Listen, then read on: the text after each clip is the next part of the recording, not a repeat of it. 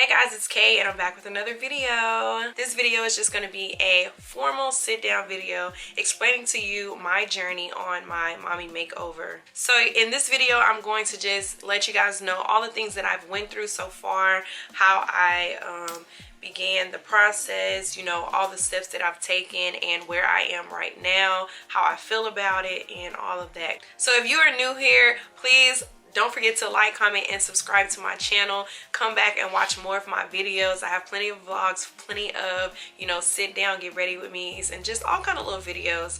Also, if you are interested in watching what I have to say over my experience with my mommy makeover journey, please continue to watch.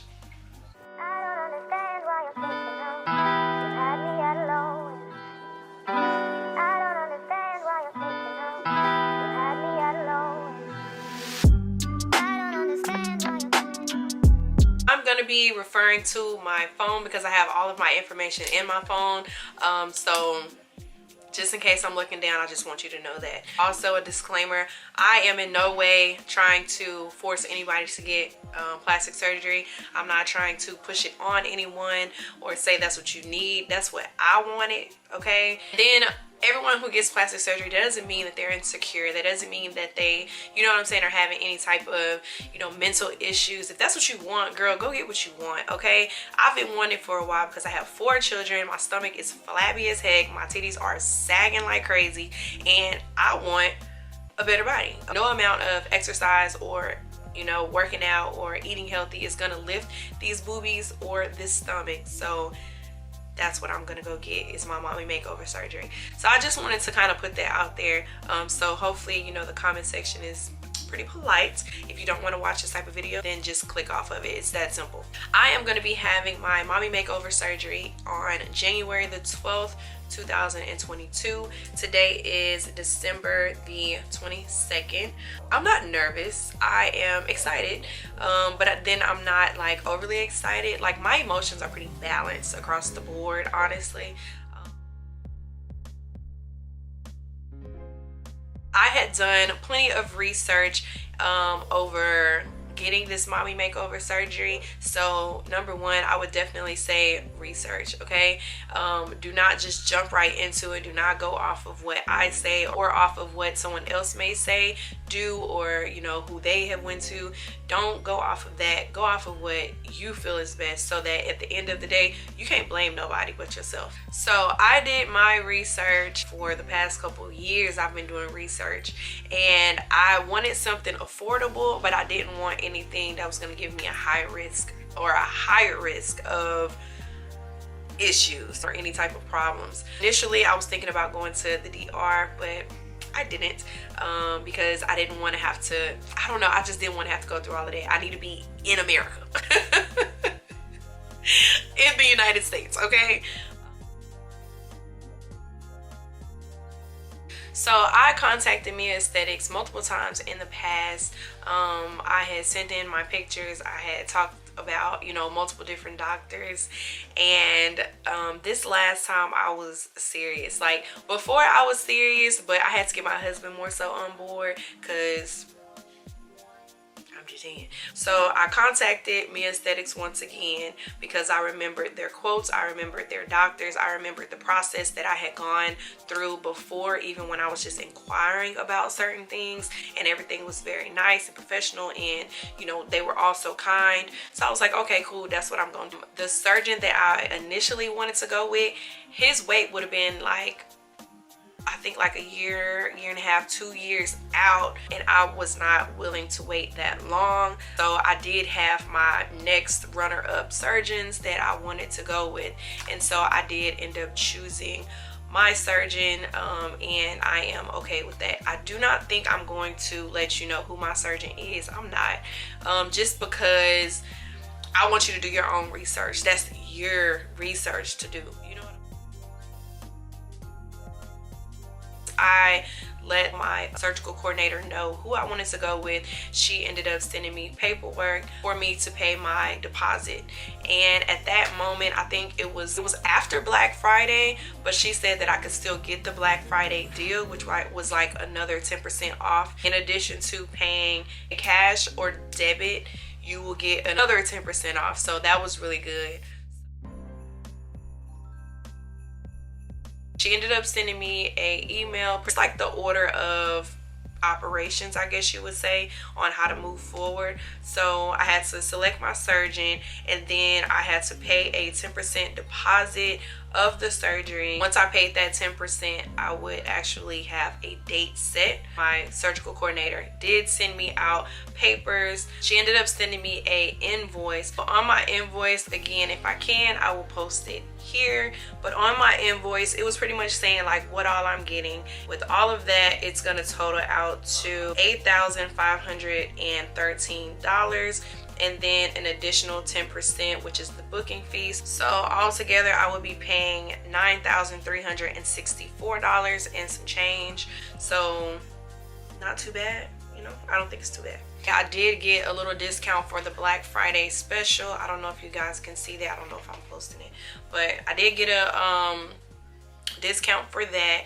And as long as my surgery would take place before the 30th of January, then I will qualify for that discount.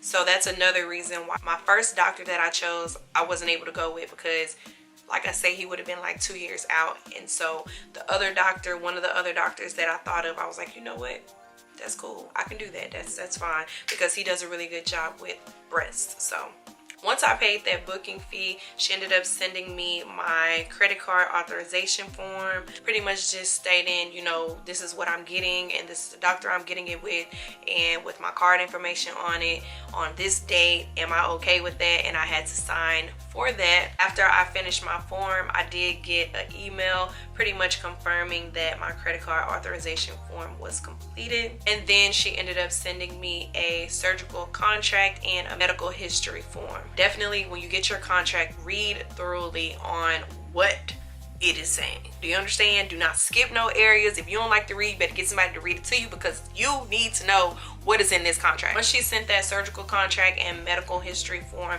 I had to fill that out within 24 hours. So this is when I hit the ground running. Do you know what I'm saying? And it got a little stressful, but not too much. Just make sure that you're on it. I'm not the type to check my emails too often, unless I know that, you know, something's coming up, then I try to stay on it.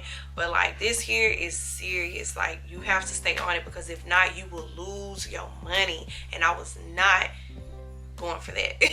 In addition to those two forms, they sent me just more information on what's going to go on with this surgery. So like I say, just be prepared to be reading a lot of information and like processing all of this information.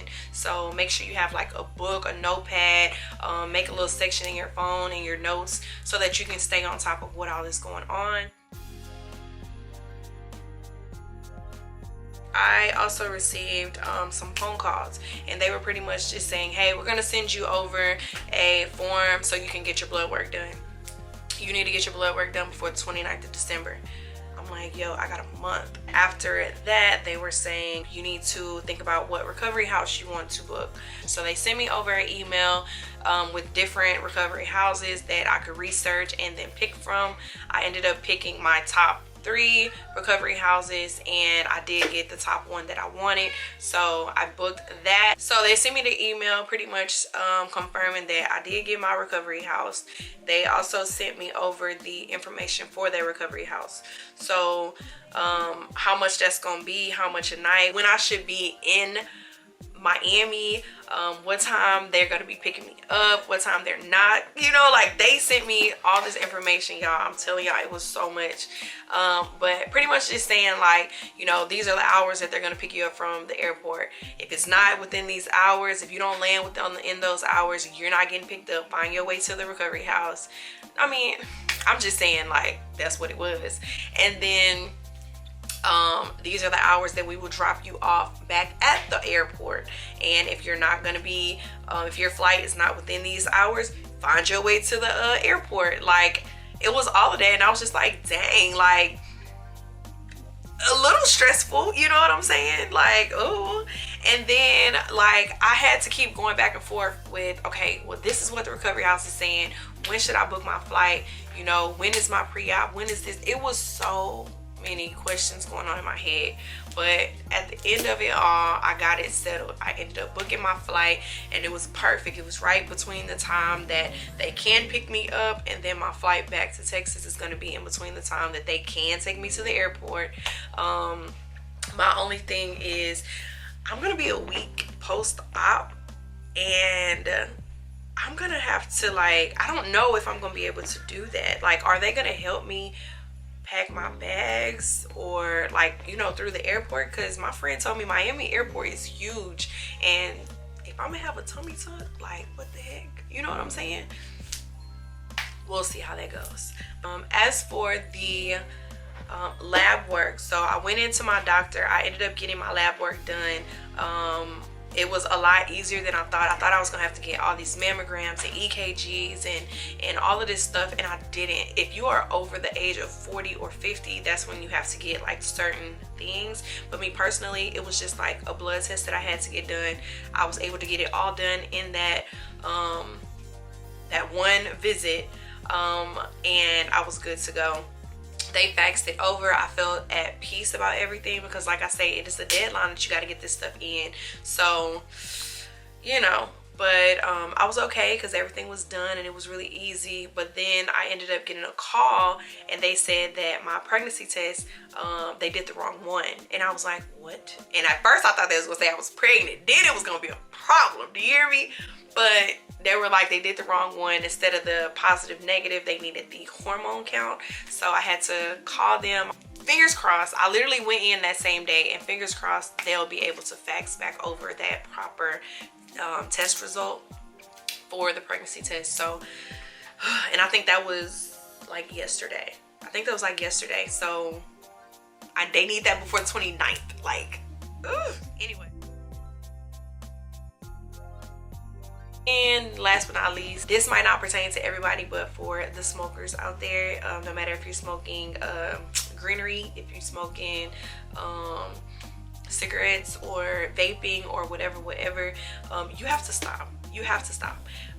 That was my biggest issue. Oh my God, man, that was my biggest issue. Like, y'all know I was counting down in my vlogs, like, okay, I got a week left, okay, I got 5 days, okay, I got 3 days.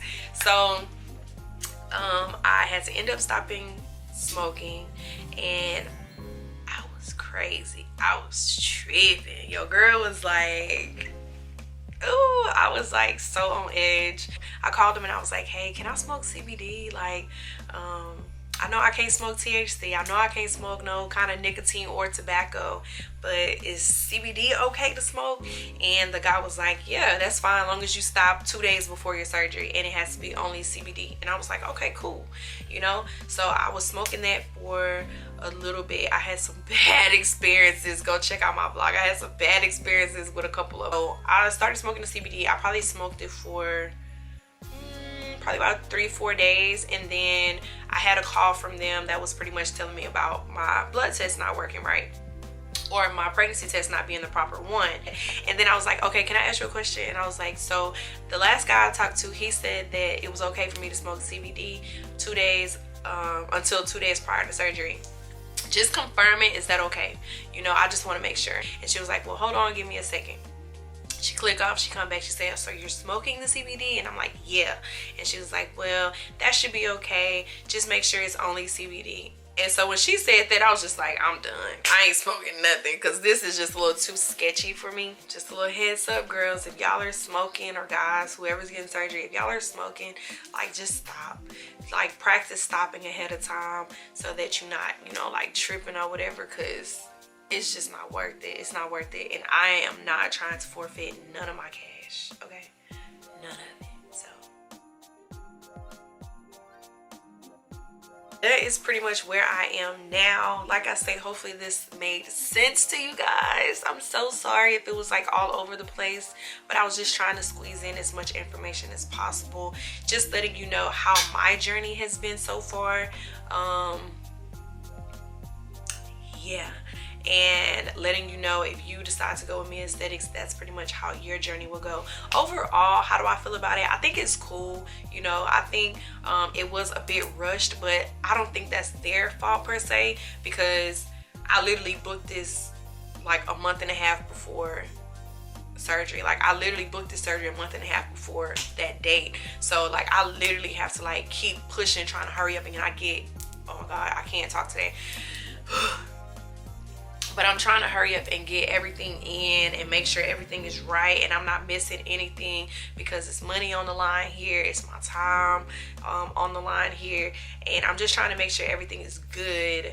So that kind of has me like kind of all over the place or a little anxious. But besides that, I'm good. I'm really good. Like I think everything has been okay. They literally answer every question that I have. I have not experienced any rude coordinators. I haven't experienced any impatient people.